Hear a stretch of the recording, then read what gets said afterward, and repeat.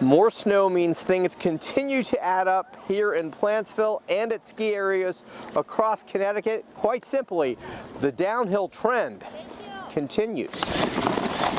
Good fortune keeps falling. Yeah, this is like a classic New England winter for us. At least for those whose bottom line builds with the snow base. It's going great. I'm loving the fact that we just got blanketed with a ton of snow. It's making the conditions here great.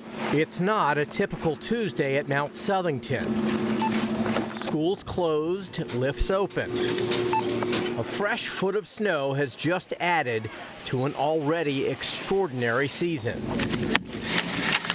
GM Jay Doherty has been here a dozen years, and in all of my years working for Mount Southington, this is definitely probably top 3 years for snowfall and winter overall. For ski patrolman Walt Bohuniak, I've been here 56 years. After more than 5 decades of service to Mount Southington, this season does stand out.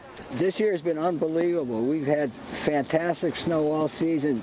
We opened early and we've been going ever since. And every time we need snow, it seems to snow. And while the mountain trails might be short, the run here this winter has been epic. This elongates the season, and the New England seasons have been short.